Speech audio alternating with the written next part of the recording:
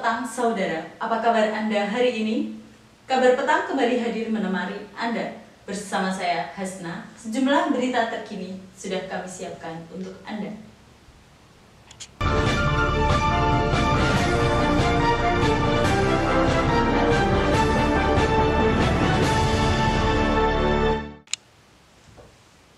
Kita awali kabar petang hari ini dari Medan. Pemirsa, pusat perbelanjaan Brastagi Supermarket di Medan, Sumatera Utara ditutup sementara setelah seorang karyawan dinyatakan positif COVID-19.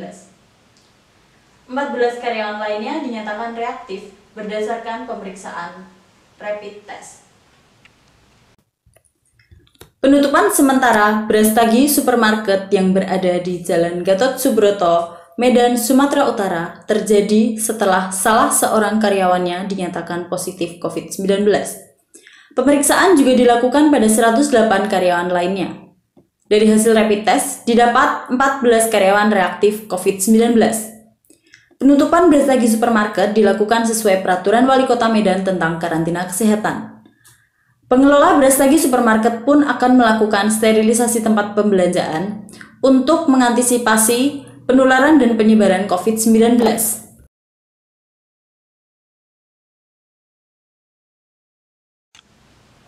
Pemirsa, skenario The New Normal atau kehidupan bermasyarakat dan ekonomi baru selepas pandemi COVID-19 sudah ramai berseliweran.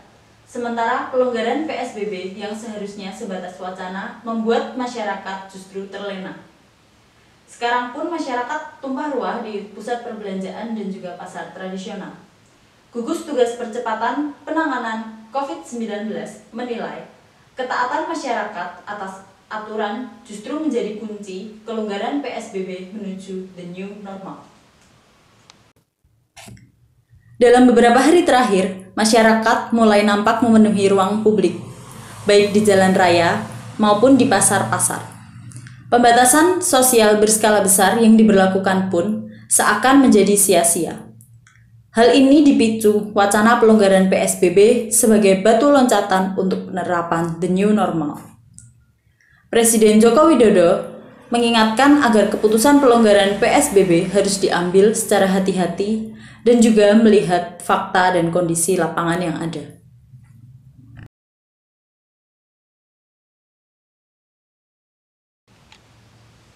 Selanjutnya berita datang dari Jawa Timur.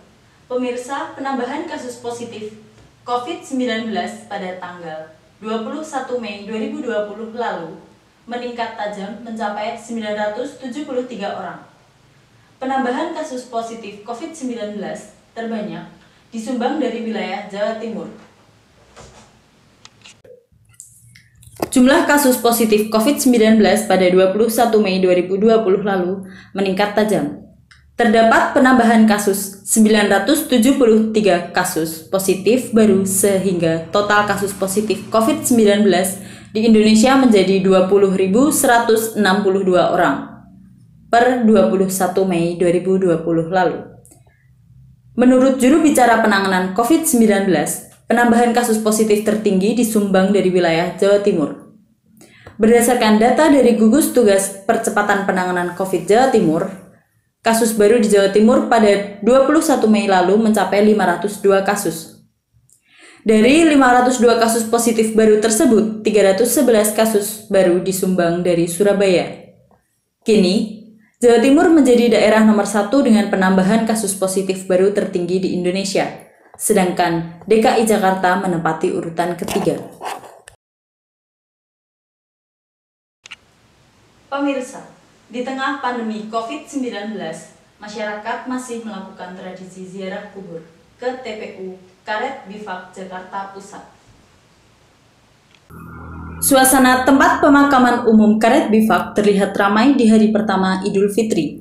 Keramaian terjadi sejak pagi hari selepas sholat Idul Fitri. Terlihat pagar tertutup setengah dan terpasang spanduk peringatan di TPU Karet Bifak. Spanduk peringatan berisi himbauan bagi para peziarah untuk tetap menjaga jarak dan pembatasan untuk peziarah yang datang ke TPU. Pemirsa, berita terakhir datang dari Jakarta. Tahun ini, banyak tenaga medis yang harus merayakan Lebaran Idul Fitri jauh dari rumah serta sanak keluarga. Berikut cuplikan suka dan duka sebagai seorang tenaga medis COVID-19 yang harus diisolasi karena harus menjalankan tugas dan jauh dari keluarga.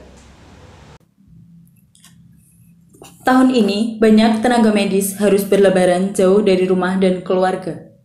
Bukan karena tak bisa mudik, tapi para tenaga medis harus menjalankan aturan tim medis yang menangani pasien COVID harus diisolasi di rumah sakit.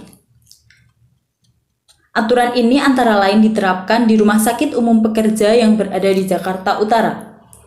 Dalam aturan ini, para tenaga medis yang menangani pasien COVID-19 menjalani isolasi di lantai 6 rumah sakit.